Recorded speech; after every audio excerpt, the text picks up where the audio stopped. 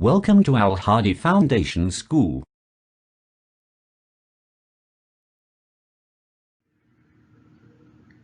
Bismillahirrahmanirrahim. Assalamu alaikum dear students. Students, today we are going to start our maths lecture from chapter number 9, Information Handling. On book page number 176, the topic is data. तो देखें कि हमने पहले graph के बारे में पढ़ा है और अभी हम ये डिस्कस करेंगे कि डेटा क्या होता है।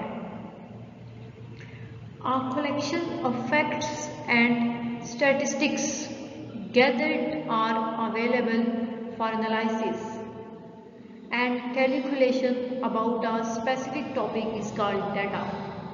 कि a collection of facts कि कोई भी हमारे पास जो हक़ाइक़ होते हैं उनको कलेक्ट करना, उनको इकट्ठा करना, एंड स्टैटिस्टिक्स गैदर्ड, ठीक है, और उनके बारे में हमारे पास जितनी भी एनालिसिस होती हैं उनको मुहैया करना और उनके बारे में कैलकुलेट करना, किसी भी स्पेसिफिक टॉपिक के बारे में डाटा कहलाता है। किसी भी चीज़ के बारे में हमारे पास जो इंफॉर्मेशन होती है वो हमें उस चीज़ का डाटा बताती हैं कि वो उसका डाटा होती है, ठीक है।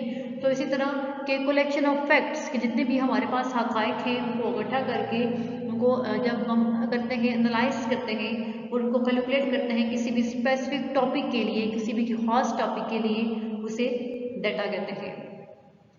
Organising data means arranging the data to make it meaningful, easy to understand and more useful. Organizing data means data को ऑर्गेनाइज करना। उसका मतलब क्या होता है कि हम डेटा को ऑर्गेनाइज कैसे कर सकते हैं। इसका मतलब ये है डेटा को अरेंज करना इन अ मीनिंगफुल, ताकि वो, ठीक है, बामहनी हो सके, ताकि हम उनको उसको अच्छे तरीके से यूज़ कर सके, आसानी से उसको समझ सके और वो हमारे लिए यूज़फुल हो, ठीक है, हमें इस्तेमाल करने के काबिल होना चाहिए, ठीक है। ऑर्गेनाइजिंग डेटा का मतलब ये होता है डेटा को इस तरीके से अरेंज करना कि ताकि हमें वो अच्छी तरीके से समझ आ जाए, हमारे लिए वो यूज़फुल हो, यूजेबल, हम उसको आसानी से यूज़ कर सकें, ठीक है। तो इट्स मीन कि वो डेटा क्या है, ऑर्गेनाइज है। It is helpful in presenting, analysing and drawing conclusion about data in numerical forms. अगर हमारे पास डेटा ऑर्गेनाइजिंग फॉर्म में होगा तो वो हमारी हेल्प करेगा कि हम डेटा को कैसे प्रेजेंट करते हैं, कैसे उसको शो करते हैं, एनालाइज, ठीक है, कैसे हम उससे किसी भी चीज़ के बारे में एनालाइजिंग करके तो कंक्लूजन, किस रिजल्ट पे पहुंचते हैं कि डेटा जो है वो न्यूमेरिकल फॉर्म में कैसे आएगा। अगर वो डेटा हमारे पास न्यूमेरिकल फॉर्म में नहीं है तो हम फिर उसको न्यूमेरिकल फॉर्म में कैसे कन्वर्ट करेंगे। To organize data we first make a data collection table. Data को ऑर्गेनाइज करने के लिए हम सबसे पहले डेटा को कलेक्ट करने के लिए एक टेबल बनाते हैं, ठीक है। डेटा ऑर्गेनाइजिंग डेटा जो हमारे पास होता है उसका मतलब ये है कि वो डेटा मीनिंगफुल है, हम उसको आसानी से इस्तेमाल कर सकते हैं, अंडरस्टैंड कर सकते हैं और वो हेल्पफुल होता है किसी भी डेटा को न्यूमेरिकल फॉर्म में प्रेजेंट करने के, एनालाइज करने के और कोई भी कंक्लूजन पे पहुंचने के लिए, ठीक है। तो सबसे पहले डेटा को ऑर्गेनाइज करने के लिए हम डेटा कलेक्शन टेबल जो है वो बनाते हैं। तो एग्जांपल देखें, given below is the random data of numbers occurring repeatedly. यहाँ पे नीचे रैंडम डेटा मीन्स बेतरतीब कोई भी डेटा ऑर्गेनाइज नहीं हुआ, ऐसे ही रैंडमली डेटा गिवन है, ठीक है, और उसको रिपीटेडली बार बार वही नंबर्स रिपीट हो रहे हैं। Arrange this data in a collection table, और हमें ये कहा गया है कि इस डेटा को कलेक्शन टेबल में अरेंज करें, यानी कि जो डेटा हमारे पास गिवन है वो रैंडमली है, तरतीब से नहीं है, उसकी कोई मैनेजमेंट नहीं हुई, उसको कलेक्शन टेबल में अरेंज करके लिखें और बहुत सारे नंबर्स बार बार रिपीट हो रहे हैं उनको ठीक करें। अब देखिए नंबर्स क्या है, ये सारे नंबर्स हैं 4 3 5 9 5 2 2 7 8 9 8 6 4 11 13 10 12 13 11 7 8 8 10 1, 8, 2, 3, 12, 2, 4 एंड 2। यहाँ पे जितने भी नंबर्स हमें डेटा में गिवन हैं ऑलमोस्ट ये सारे नंबर्स बार बार रिपीट हो रहे हैं, तो हम उनको कलेक्शन टेबल पे कैसे अरेंज करेंगे। तो सोल्यूशन देखें। Here the lowest number is 1 and the highest number is 13। सबसे पहले हमें जो डेटा गिवन होगा उसमें से हम सबसे लोएस्ट और सबसे हाईएस्ट नंबर को सिलेक्ट करेंगे कि जो नंबर्स हमें गिवन है उनमें सबसे लोएस्ट नंबर क्या है और सबसे हाईएस्ट नंबर क्या है। तो लोएस्ट नंबर यहाँ पे है 1 और हाईएस्ट नंबर है 13। We can now organize this data as shown. अब हम इस डेटा को ऑर्गेनाइज कर सकते हैं जैसे कि हमने ये इसको शो किया हुआ है। The simplest way to organize data is to use tally marks. जो सबसे आसान तरीका है डेटा को ऑर्गेनाइज करने का वो ये है कि हम टैली मार्क्स को यूज़ करें। ठीक है, सबसे जो आसान मेथड होता है डेटा को ऑर्गेनाइज करने का वो ये है कि हम टैली मार्क्स को यूज़ करें। Basically a tally marks represent the number of times a particular situation occurs। आम तौर पे टैली मार्क्स जो है वो क्या रिप्रेजेंट करती है कि कितनी दफ़ा कोई भी खास सिचुएशन जो है वो हुई है, जैसे कि कितनी दफ़ा एक ही नंबर रिपीट हो रहा है। तो ये टैली मार्क्स शो करेगी कि कितनी दफ़ा हमने एक नंबर को रिपीट किया। फॉर एग्जाम्पल, मिसाल के तौर पे if one student likes to play cricket, कि अगर एक स्टूडेंट क्रिकेट को खेलना पसंद करता है, ठीक है, मिसाल के तौर पे अगर एक स्टूडेंट क्रिकेट खेलना पसंद करता है, वी मार्क 1 टैली। तो हम क्या करेंगे, एक टैली लगाएंगे, ये टैली होती है। ठीक है, तो अगर एक स्टूडेंट क्रिकेट खेलना पसंद करता है तो हम क्या करेंगे, एक टैली लगाएंगे। The table against cricket, table में जो हमारे पास कॉलम में जहाँ पे क्रिकेट होगा उस क्रिकेट के सामने हम क्या करेंगे, एक टैली लगाएंगे। वी मार्क लाइक दिस, हम उसको ऐसे लिख सकते हैं जहाँ पे 4 टैलीज हैं टिल 4 स्टूडेंट्स के मीन यहाँ पे ये 4 टाइम्स है तो ये 4 स्टूडेंट को शो कर रही है। Okay, when the 5th student says he likes cricket, जब 5th स्टूडेंट यानी 5वां स्टूडेंट ये कहेगा कि मुझे क्रिकेट पसंद है, ठीक है, वी डोंट राइट, हम ऐसे नहीं लिखेंगे, हम 5 टाइम्स जो है वो टैलीज नहीं लगाएंगे। Instead we mark a line diagonally और हॉरिजॉन्टली, इसकी बजाय वी मार्क हम लगाएंगे अ लाइन, एक लाइन डायगोनली।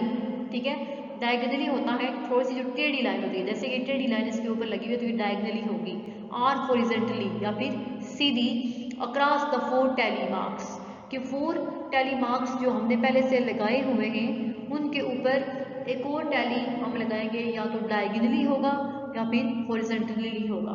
ठीक है, to form a group of 5, जब हम वहाँ पे एक और लगाएंगे उनके ऊपर तो हमें ये बताएगा कि ये 5 का एक ग्रुप है। ठीक है, हमें ये बताएगा कि ये 5 का एक ग्रुप है। हमने 5 टाइम्स टैली नहीं लगाना बल्कि 4 टाइम्स जो लगाई होगी, ठीक है, उसके ऊपर हम डायगोनली या फिर हॉरिजॉन्टली एक और लाइन लगा देंगे, टैली लगाएंगे, तो it's means this is a group of 5 students. The additions become easier when we add in 5 seconds. ठीक है, 5s, ये एडिशन जो है वो बहुत आसान हो जाती है जब उसको हम 5 टाइम्स ऐड करते हैं। ठीक है, ये एडिशन मीन ऐड करने का प्रोसेस बहुत आसान तरीन हो जाता है, हम इसको 5 टाइम्स जो है वो सब ऐड 5s लिखते हैं, मीन्स 5 टाइम्स ऐड करते हैं। फॉर एग्जाम्पल, मिसाल के तौर पे 7 values will be expressed as, के 7 वैल्यूज को हम कैसे एक्सप्रेस कर सकते हैं। अब यहाँ पे इस डेटा में 7 कितने टाइम्स है, फर्स्ट ये 7 है, सेकंड ये 7 है, ठीक है, 2 टाइम्स हमें जो है वो 7 अप्लाई हुआ है। तो for example 7 values will be expressed as, कि अगर हमारे पास 7 कोई भी नंबर्स हैं तो हम उनको ऐसे रिप्रेजेंट करेंगे कि 4 पहले टैली लगा के उनके ऊपर एक डायगोनली हमने टैली लगाना है और उसके बाद 2 और होंगे, इट्स मीन्स 7 वैल्यूज को ये एक्सप्रेस करेगी, ये 7 टैलीज हैं। And 10 values will be written as, और 10 वैल्यूज़ को हम ऐसे लिखेंगे 4 एंड 4 8, और एक एक जो इनके ऊपर हम डायगनली टैली लगाएंगे वो 10 को रिप्रेजेंट करेगी, एंड सो ऑन। इसी तरह हमारे पास जितनी भी वैल्यूज़ गिवन होंगी हमने उनको ऐसे ही शो करना होगा टैली मार्क्स में।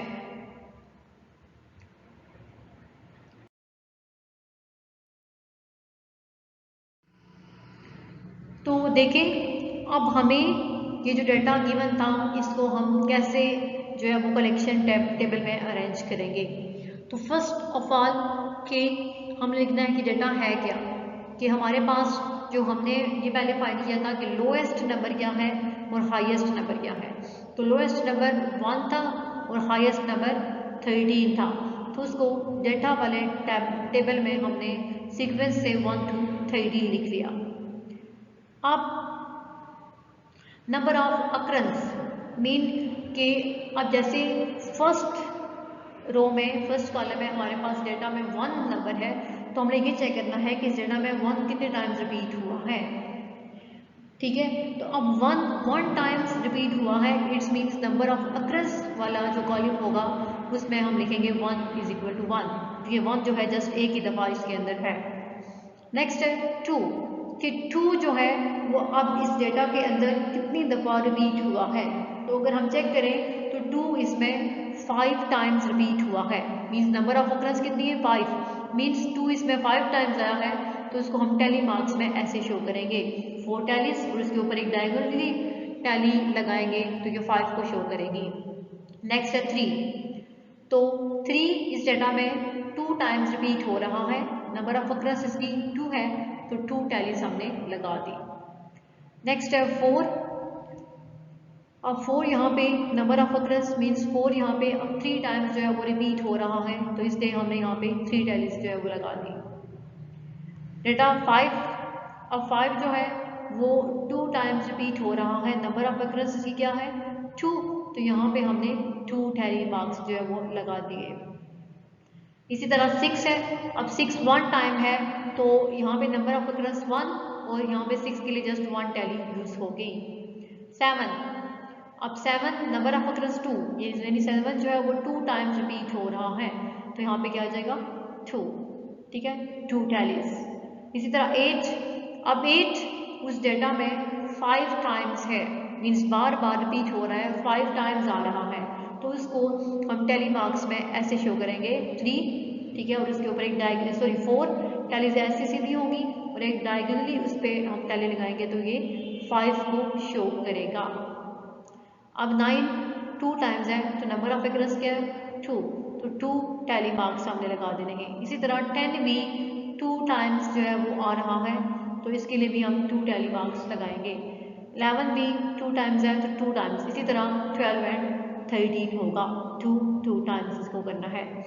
अब करने के बाद हमने नंबर ऑफ अक्रंस कौन कौन से नंबर कितनी दफ़ा रिपीट हुए हैं इन सब को हमने कैलकुलेट करना है, ऐड करके ये बताना है कि टोटल कितने नंबर्स जो हैं वो बार बार रिपीट हो रहे हैं इस डेटा के अंदर। तो इन सब नंबर्स को जब हम ऐड करेंगे तो हमारे पास क्या आएगा 31, ठीक है, क्या आएगा हमारे पास 31 आएगा। The randomly occurring numbers data have been organized in particular groups. Randomly occurring यानी कि जो नंबर्स जो है उसमें रैंडमली बेतरतीब अंदाज में लिखे हुए थे, हमने अब उनको ऑर्गेनाइज कर लिया है एक पार्टिकल ग्रुप के अंदर। वो कितने हैं 31। These organized data can be used to make a bar graph either vertically or horizontally.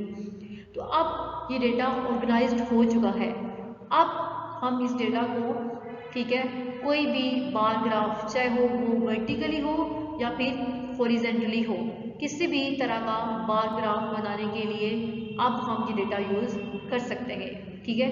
तो ये ऑर्गेनाइज डेटा जो है वो आप किसी भी टाइप का बार ग्राफ बनाने के लिए यूज़ हो सकता है। We can summarize data handling as follows, तो हम जो है डेटा हैंडलिंग को ऐसे समराइज कर सकते हैं कि डेटा हम कैसे जो है वो हैंडल करते हैं।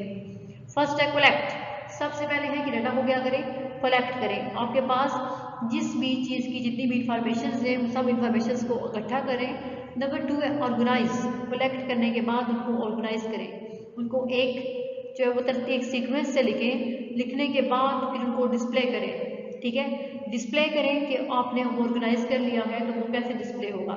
इसके बाद इंटरप्रेट, उसके बाद उसको चेंज करें किसी भी फॉर्म में, चाहे आप ग्राफ बनाना चाहते हैं या फिर किसी भी फॉर्म में और आप करना चाहते हैं, तो फिर बाद में उस डेटा को आप आसानी से उस फॉर्म में इंटरप्रेट कर सकते हैं। तो ये था डेटा कि डेटा क्या होता है और हम डेटा को ऑर्गेनाइज कैसे करते हैं। और ऑर्गेनाइजिंग डेटा जो है वो हमें डेटा को समझने, उसको यूज़ करने में बहुत आसानी देता है, बहुत हेल्पफुल होता है। तो ये डेटा के बारे में हमने आज सीख लिया। अब नेक्स्ट लेक्चर में इंशाल्लाह हम एक्सरसाइज 9B स्टार्ट करेंगे। अल्लाह हाफिज़।